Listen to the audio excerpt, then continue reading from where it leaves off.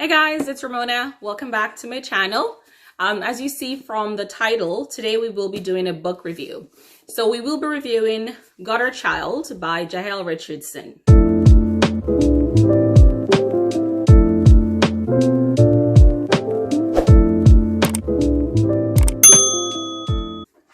Gutter Child is a debut for Jael. Jael is actually a Canadian author. She's based in Brampton, Ontario, and she's also the founder of the Fold Literary Festival, which is amazing. And I'm going this year and I'm so excited. So with this book, I actually will give you a synopsis of what it was about based on what's in the cover. So we can start by doing that. So it says, a fierce and illuminating debut of a young woman who must find the courage to determine her own future and secure her freedom. So set in an imagined world in which the most vulnerable are forced to buy their freedom by working off their debt to society, Gutter Child uncovers a nation divided into the privileged mainland and the policed gutter. In this world, Elamina Dubois is one of only 100 babies taken from the gutter and raised in the land of opportunity as a part of a social experiment led by the mainland government. When Elamina's mainland mother dies, she finds herself all alone, a teenager forced in an unfamiliar life of servitude, unsure of who she is and where she belongs. Elamina is sent to an academy with new rules and expectations where she befriends gutter children who are making their own way through the system in whatever way they know how.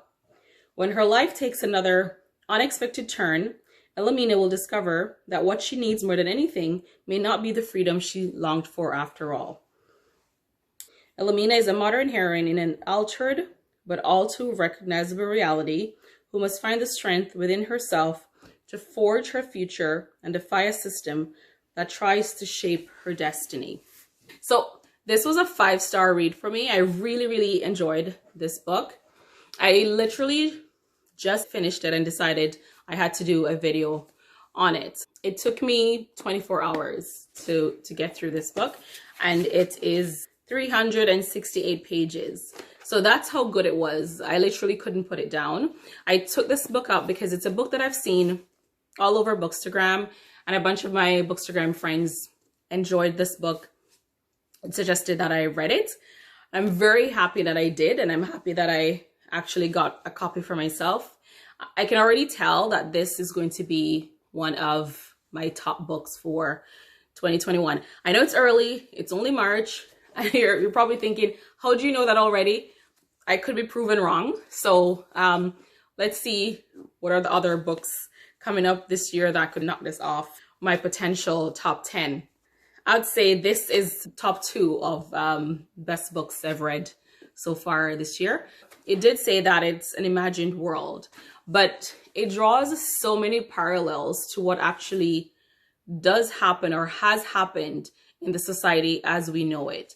There are many different minorities that you think of that the way they live, their stories are kind of portrayed in this book.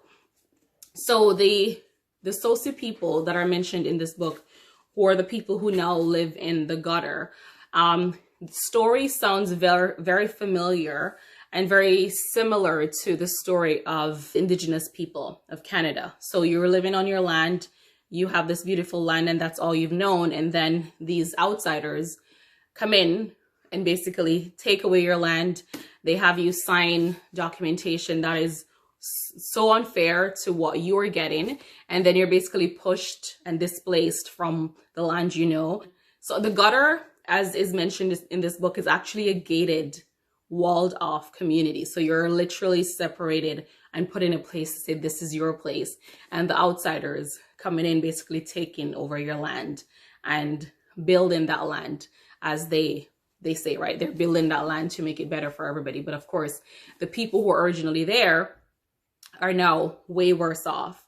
And it also draws parallels to what people of color go through in a policed state. And I did some research after reading this book, and Jael talked about the fact that she got the idea when she visited her father's hometown. So her father is actually a former CFL football player, so similar to NFL, the Canadian version of that. And she said she saw, based on where her father grew up, that he basically turned their life around in one generation. But there were people that she met who unfortunately were stuck in that cycle of injustice and being policed and basically being set up for a life of failure, which is what it feels like for a lot of people of color, whether here in Canada, in America, or other places throughout the world. So I thought this book was super important from that regard. So even though it's an imagined world, it's so close to what we're seeing on a daily basis. Why I really, really loved it was because, and I don't want to spoil it for anybody, but I thought the ending was done really, really well. I do feel like there will be another book, so I'll be very happy if this becomes a series. The way it ended, it gives that opportunity for there to be another book, but I like that it didn't end with some kind of fairy tale happening of this whole new world and everything is good and they were able to save themselves and there's no more injustice in the world or anything like that. It did not finish that way, which I appreciated, because we all know that even though we have seen progress in the way that Indigenous people and people of color live in society today, we do know that it's not where it needs to be or should be. So I was very happy that this didn't become like a fairy tale of sunshine and rainbows. So that was good.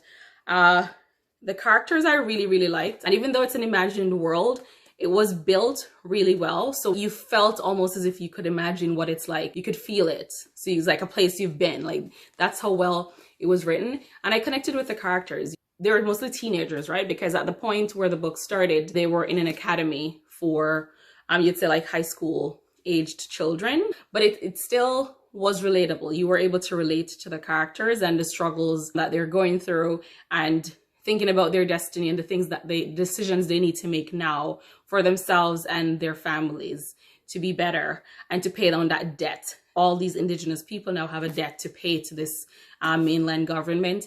And so all their decisions and everything they do is with that in mind.